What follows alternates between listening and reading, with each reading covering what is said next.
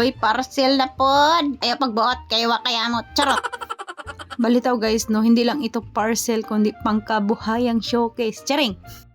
Matagal ko na talaga gusto na bumili ng water dispenser kaso lang talaga namamahalan ako at napakamahal nga naman ang water dispenser tapos magbabayad ka pa ng kuryente. O, diba? Kaya ito na lang talaga yung naisipan ko. Less pa sa kuryente tapos napakamura niya. 1.5 lang yung binayaran ko kahapon. O, diba? Malaki na siya guys, no? Mga 16 liters siguro yung kasya nito. Kaya pagkadating talaga nito ay hinugasan ko talaga ng maigi yan tapos trinay ko agad.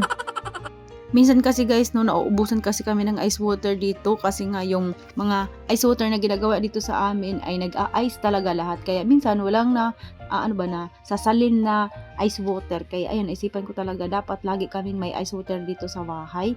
Yung bang hindi na nagagastusan ng kuryente. Kaya ito talaga yung naisipan ko. Marami rin kasi dito sa amin nagja-jogging tapos napadaan dito sa aking tindahan, naghahanap ng ice water tapos wala man lang akong naibigay dahil nga yung ice water namin ay nanigas na lahat, naging ice na ba lahat ba? Kaya yun sabi ko ay bibili talaga ako ng water dispenser kaso lang napakamahal, kulang sa budget.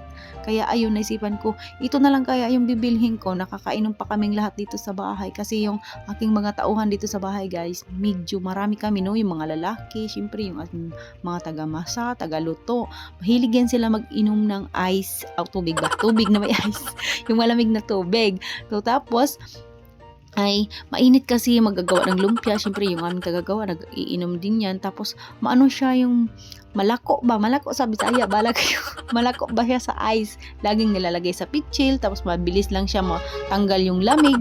Kaya naisipan ko talaga ano kaya yung anuhin ko, tapos naisipan ko naman yung isa naman meron doon sa palengke na pagtanungan ko doon na magkano yung water dispenser, yung hinuhulugan lang siya ng piso ice water, ganon. Tapos sabi ko siguro ano din yan sa kuryente, malakas sa kuryente ba, tapos napakamahal, 11 or 15k ata yun. Kaya sabi ko, isipan ko talaga na ganito na lang kaya yung gawin ko, maghahanap kaya ako ng yung cooler na medyo malaki tapos lagi yan siya malamig. So nitry nga namin kahapon, no, maghapon yun 5 piraso lang ng ice water, ganun kalalaki ng ice water na ice, naging ice, nilagay ko siya 5 piraso lang muna. So maghapon talaga yung lamig niya, hindi talaga natatanggal yung lamig niya. O kagaya niyan, meron kaming tinitraining ngayon na bagong taga-masa. Ayan, mahilig yan mag-inom ng tubig kasi bago lang siyang magmamasa.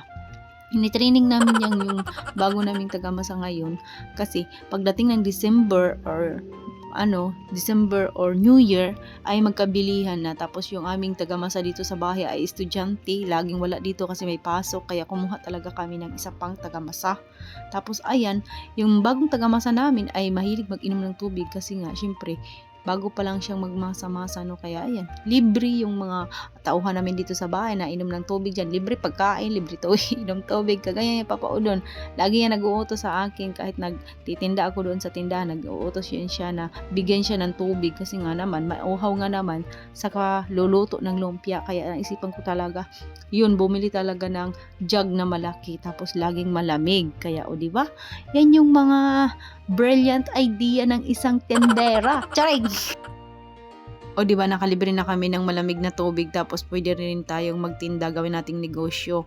Ice water namin 2 piso, o mag-self lang sila, mag-iipis na lang sila doon sa plastic na lalagyan nila ng ice water, o kahit bunuin pa nila yun, 2 piso lang yung bayad. O diba, kaysa naman magbili pa ako ng water dispenser, napakamahal, 15k. O diba? Kaya yun yung kwento doon sa aking water dispenser na mayroong twist. Ay, twist talaga. Charing. Malita mo guys, no? Mura na siya, tapos may negosyo ka pa, nakalibre pa kami ng tubig dito sa bahay. O diba? Mga thinking ba ng isang tendera na pwede kang magnegosyo. Ganun. O mabawi mo agad yun kahit 1 buwan lang ata, 2 buwan, kasi 2 piso naman yung ice water, 2 buwan, mababawi ko agad yung aking 1.5 na binili doon sa aking water dispenser. Di ba? Kaya kung gusto nyo rin ng ganun, ay lalagay ko na rin yung link dyan sa comment section kung gusto nyo lang naman. Wala namang sa pilitan. Tsare!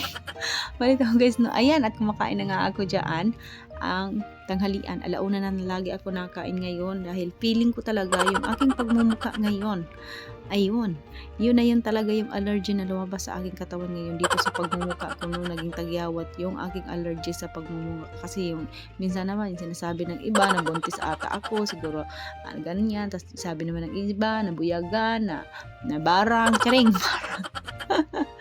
Malitaw guys, no, allergy talaga siguro ito.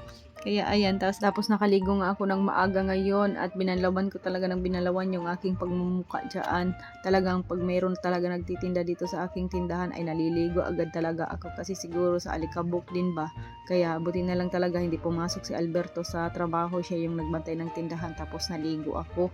Ayan nga, at wala naman akong ginagawa ay nag-walking na lang ako at nagpapawis nga dito sa ating tinda. O siya, hanggang dito na lang muna yung aking kwento. Sa susunod naman ulit na vlog. Kaya thank you for watching. God bless us all. Bye!